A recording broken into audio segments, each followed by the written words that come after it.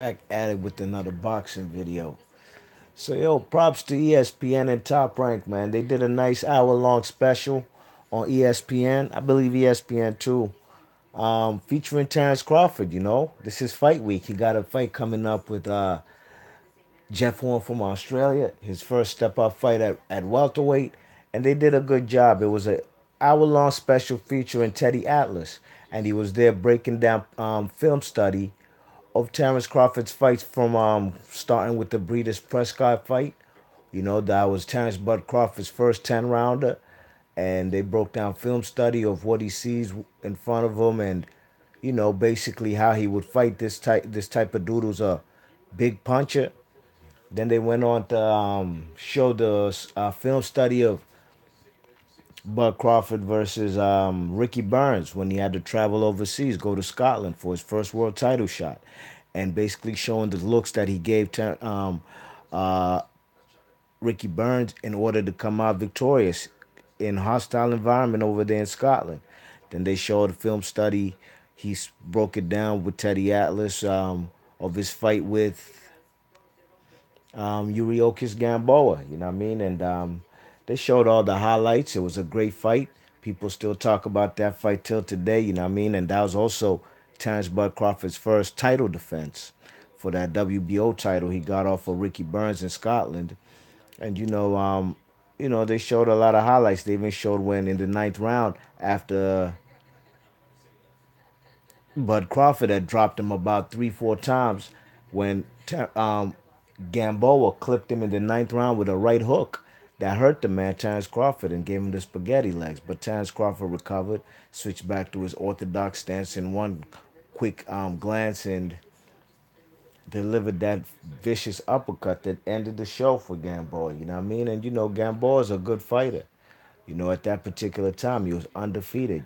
So it's crazy how people take credit away from Terrence Crawford for that victory he had over Gamboa. You know what I mean? They must have forgot who Gamboa is. You know what I mean? That's why you could tell out here who just on these YouTube streets who just started watching boxing just the other day.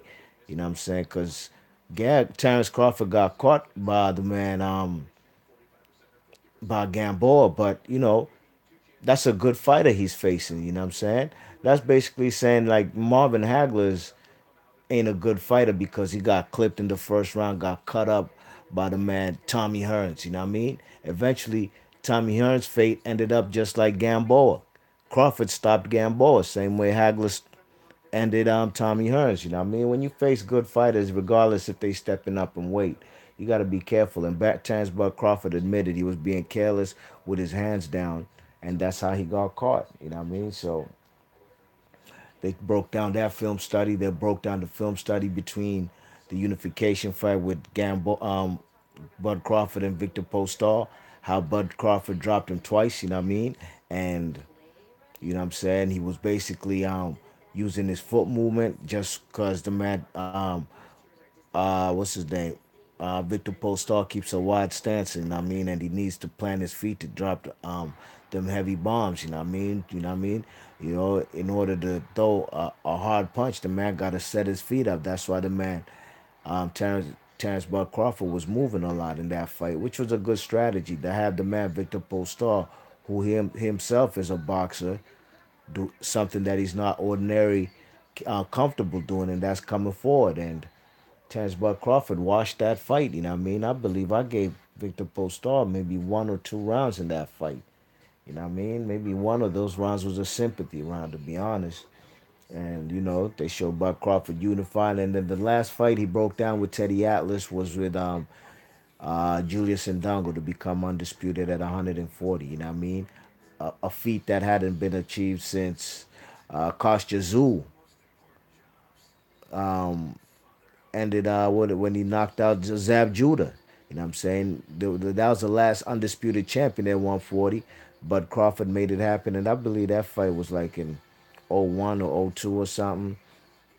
You know what I'm saying? And Bud Crawford, he became undisputed, but not only did he have 4 belts, he was the first one to become undisputed since Jermaine Taylor beat Hopkins. So that was a big accomplishment, and they broke down the film study how he caught him with that vicious left hook to the body, and just how he even dropped him in the first round. It was a good film study, and I mean, I enjoyed it.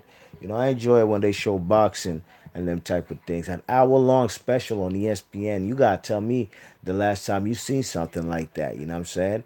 It's rare to see something like that. So I gotta give ESPN and Top Rank big props for putting it on for the man Terrance Bud Crawford. You know what I mean? Let the casual audience who do watch ESPN get familiar with Bud Crawford, and hopefully turn up and show support to his fight with Jeff Horn. You know what I mean? So it was a good show. I enjoyed it. Teddy Atlas in the film study room. I'm cool with that. I don't mind him commentating on shows. You know what I mean? But he was being a little too biased the last time, like with the Terrence Crawford fight versus Ndongo, still claiming that Lomachenko is the best fighter on the planet when Andre Ward was also still active at the time. And Teddy Atlas was also not giving Jeff Horn credit when he beat Manny Pacquiao. Yeah, even if he thought that Pacquiao won, he was very disparaging towards the man Jeff Horn. You know what I mean? Which was uncalled for in my opinion. You know what I mean? The man just did something that he himself probably was didn't think he could do. You know what I'm saying? And he got it done, and also his bias towards the man Lomachenko. You know what I mean? He be there um, at training camps with the man Lomachenko, so you can't really be objective commentator when you gassing up Lomachenko. So it's better for him to just stay in the room, film study, and be an ESPN expert and analyst whenever it's on Sports Center or whatever. You know what I mean, on ESPN. So props to Top Rank, props to ESPN, props to Bud Crawford and the man Teddy Atlas giving us an hour-long breakdown and film study. I enjoyed it. You know what I'm saying, to see it on regular TV. Even though ESPN, you gotta pay for that shit. That shit ain't free, but it's a good look regardless. B March Boxing, let me know what y'all thought about that show if you seen it. Hour long special with Terrence Bud Crawford and Teddy Atlas. B March Boxing, I'm gone. Peace.